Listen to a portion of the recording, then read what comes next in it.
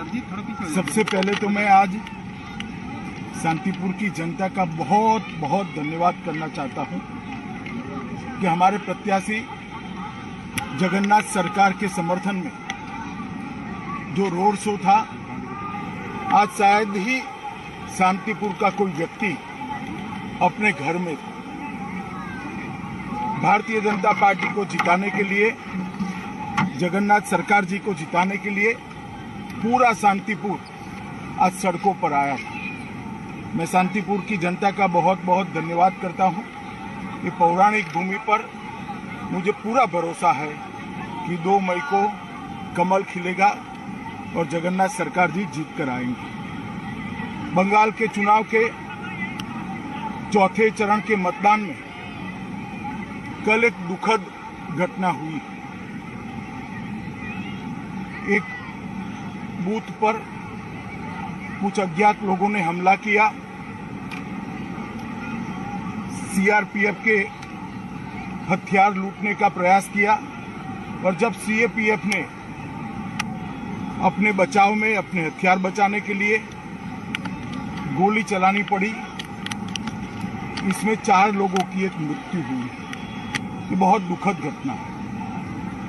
मगर इससे ज्यादा दुखद जिस प्रकार से इस घटना को पॉलिटिसाइज किया जा रहा है वो है। मैंने ममता दीदी के स्टेटमेंट देखे हैं। उसी बूथ पर सुबह आनंद बर्मन का हत्या कर दिया गया, गुंडों द्वारा हत्या कर दिया, और वो इसलिए हत्या कर दिया गया कि वहां पर मतदान न होगा। उसी बूथ पर हमला किया गया और उसी बूथ पर सीआईएफएस के हथियार लूटने का प्रयास किया। मगर ममता दीदी सिर्फ 4 लोगों को श्रद्धांजलि देती है। आनंद बर्मन की मौत की उनको नहीं पड़ी। मृत्यु में भी तुष्टीकरण और वोट की राजनीति, बंगाल की राजनीति को ममता दीदी ने कितना नीचे गिराया है, ये इसका एक उदाहरण है। आनंद बर्मन मर गया, उसका भी हमें दुख है, और बाकी जो 4 लोग मर गए इसका भी दुख है। मृत्यु किसी की भी हो, वो राजनीति के परे होनी चाहिए। परंतु आनंद बर्मन पर ना एक भी आंसू बहाया, ना एक भी स्टेटमेंट किया, ना आज तक उसके मृत्यु पर श्रद्धांजलि या दुख व्यक्त किया। क्योंकि आनंद बर्मन एक राजवंशी समाज का नवयुवा है, वो उनकी वोट बैंक के लिए अनुकूल नहीं था।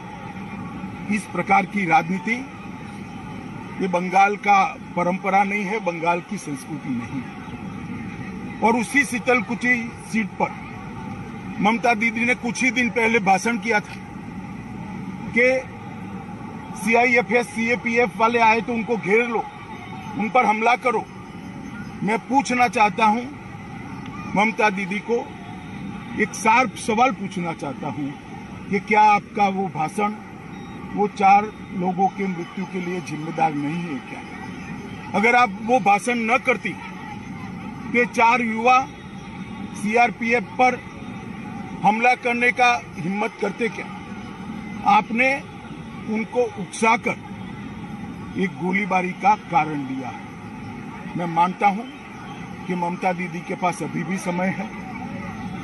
जो 5वां युवा मर गया है उसको भी श्रद्धांजलि दे, उसकी भी बात करें, और बंगाल की जनता को इसके लिए, ये जो उन्होंने भाषण किया था, इसके लिए बंगाल की जनता के समक्ष माफी मांगी। और साथ में मैं बंगाल की जनता को विनती भी करना चाहता हूं, ये एक घटना छोड़कर बाय एंड लार्ज बंगाल का चुनाव शांतिपूर्ण ढंग से हुआ है। हालांकि कुछ भारतीय जनता पार्टी के कार्यकर्ता चुनाव के दौरान भी 5 से ज्यादा कार्यकर्ता मार दिए गए, इसके लिए भी ममता दीदी कुछ नहीं बोली। परंतु बंगाल का चुनाव शांतिपूर्ण हो रहा है, वो बंगाल में एक नई शुरुआत। पहले कम्युनिस्ट और फिर तृणमूल कांग्रेस ने राजनीतिक हिंसा को बढ़ावा दिया है।